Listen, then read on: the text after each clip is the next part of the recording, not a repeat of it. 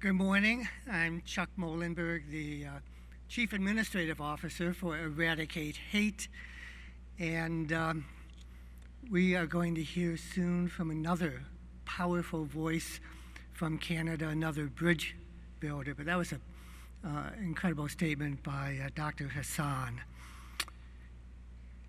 Integrity, conscience, conviction, determination, compassion. These are all words that have been used to describe our keynote speaker, Professor Irwin Cotler. He's one of the foremost advocates of fundamental human rights for all people, and let me emphasize all people around the globe. He has been particularly strong in opposing anti-Semitism in Canada and around the world. As a law professor at McGill University, Professor Cotler has taught and he's written about human rights, but he's far more than a man of words. As the Minister of Justice, Attorney General, and a member of the House of Commons in Canada for decades, he has turned those human rights principles into the law, the public policy of Canada and the world. As an advocate, he's represented human rights activists and prisoners, people who are household names like Andrei Sakharov, Natan Sharansky, and Nelson Mandela, among many others. He's been called Freedom's Counsel, and rightly so. Mr. Cotler is the founder and the chair of the Raoul Wallenberg International Center for Human Rights in his hometown of Montreal. He has combined that power of persuasion with determined action to advance human rights for everyone. He is a 3-time Nobel Peace Prize nominee, including this year, and he's the recipient of many other prestigious awards from Canada and other leaders around the world. And you know that Mr. Cotler has really made an impact when Russia has banned him from entering the country. And he's been an assassination target by the government of Iran. By coincidence, Mr. Cotler was in Jerusalem on 10/7. So he obviously has personal experience and strong views on 10/7, but he also has compassion for the people who are suffering through that conflict. So today we are privileged and we're very fortunate to hear Mr. Cotler's insights drawn from decades, over 6 decades of experience on the front line of protecting human rights around the world. Because his health has prevented him from traveling here today, he has recorded his remarks. So I invite you to turn your attention now to the screens and hear from Professor Cotler. May I begin by commending the organizers of the Eradicate Hate Summit for not only convening yet another compelling summit, but for initiating and institutionalizing an infrastructure of prevention and protection against hate, against anti-Semitism, the oldest, longest, most enduring, most lethal, most toxic and global of hatreds. We meet today at an important moment of remembrance and reminder, of bearing witness and taking action, of learning and acting upon the lessons of history, both Jewish and universal. For we meet on the eve of the 7th anniversary of the mass attack on the Tree of Life Synagogue in Pittsburgh, a synagogue that I myself have visited.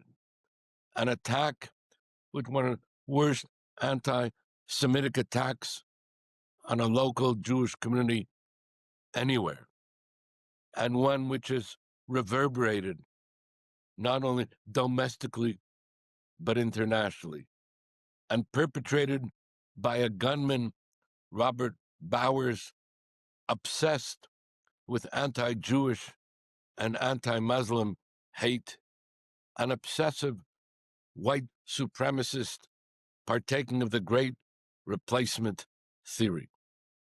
And we meet also in the aftermath of the horrific shooting attack against a Catholic church in Minnesota by yet another person obsessed with hate and ironically, or perhaps not so ironically, influenced by Pittsburgh shooter Robert Bowers.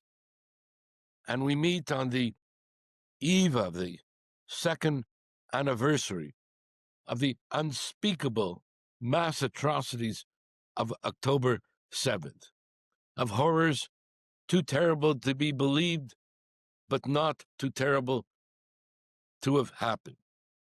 And what has been spoken of as the worst day in Jewish history since the Holocaust, of the slaughter of innocents, of mass murder and rape and maiming and mutilation and burning and beheading. The whole perpetrated not only by a terrorist organization, Hamas, but by an anti-Semitic genocidal terrorist state, not because I say so, but because they say so, and have so affirmed in their founding charter of 1988 and since, and where in the aftermath of October 7th pledged to commit October 7th, and I quote them, again and again and again until Israel's annihilation. One would have thought that this would have resulted in a global condemnation of Hamas' genocidal atrocities. One would have thought that this would have resulted in global action against these atrocities. But beginning on October 8th, what we have witnessed has been denial even that the atrocities even took place, of support for them, or justification for them, and even celebration and glorification of them from the campus square to the public square, from Melbourne to Montreal, from Berlin to Berkeley, and more. What we have also witnessed as we meet and we have been experiencing since October 7th has been an unprecedented global explosion in anti-Semitism, including in the U.S. and Canada, where we are not only witnessing in the U.S., for example, the highest level of anti-Semitic incidents since auditing of anti-Semitic incidents began in the 70s, higher even than last year, where at last year's Eradicate Hate Summit, we said that was the highest level of anti-Semitic incidences, and more of the highest level of anti-Semitic hate crimes and incendiary hate speech, where American Jews, 2% of the American population, are the target of close to 70% of all religiously motivated hate crimes, and where in Canada, Canadian Jews, 1% of the population of Canada, are the targets of more than 70% of religiously motivated hate crimes in Canada. And as I said 20 years ago, as Minister of Justice, hate crimes are not just another criminal act. They are identity-based crimes. They reverberate and resonate in the community and beyond. They have a global resonance, just as the anti-Semitic hate crime in Jerusalem of 2 days ago, as I speak, has reverberated again too from Melbourne to Montreal, from Berlin to Berkeley. And so at this point, we have to ask ourselves, what is it that we can do? More importantly, what is it that we must do? And as I said just yesterday evening in Montreal and earlier at a national forum to combat anti-Semitism in Canada, that what we need now from governments and civil society leaders, what we need are actionable deliverables within a defined period of time. What we need is a strategy organized, an actionable strategy organized around the 5 Ps, as I've called them: prevention, protection of the target group, prosecution of the perpetrator, partnerships between federal, state, and municipal governments, because as I learned as a Minister of Justice, not only did the federal government operate in silos, but we operate in silos between federal, provincial, and municipal governments, and we need a concerted and joint and shared action and responsibility. And the final P, prioritization, that we have to prioritize the combating of incendiary hate crimes and incendiary hate speech as a matter of principle and policy. Because at this point in time, few people are prepared to stand up and be counted.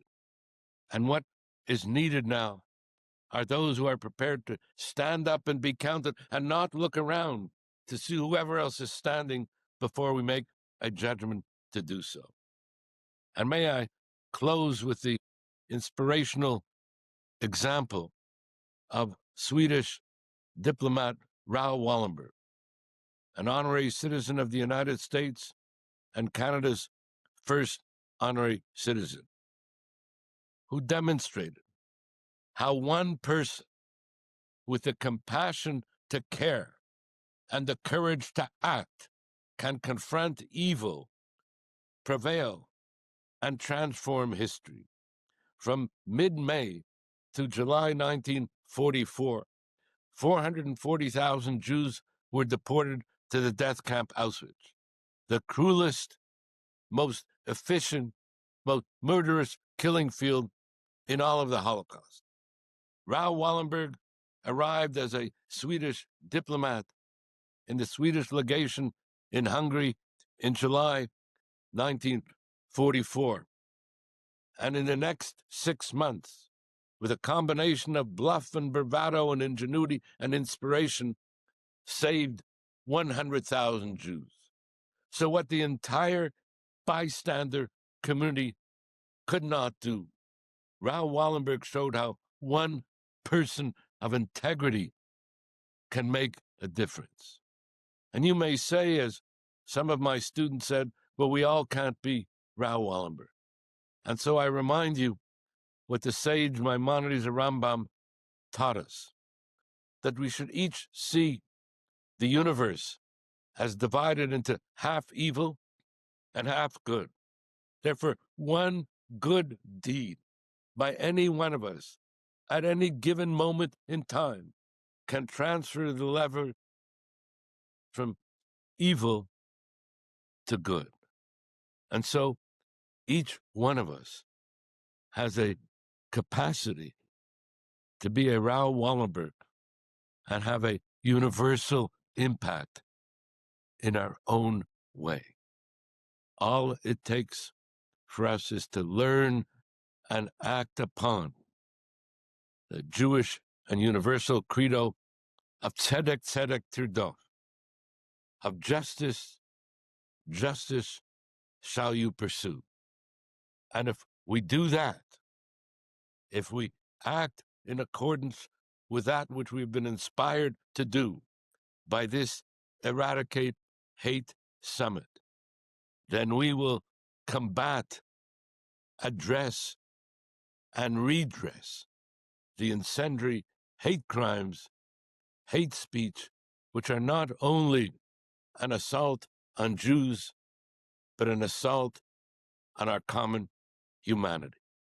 Where anti-Semitism, as we've learned only too painfully and too well, is toxic to democracy, a threat to the individual and collective security of our citizens, and where we have a responsibility to act in the name of and on behalf of our common humanity, with the Eradicate Hate Summit showing us the way.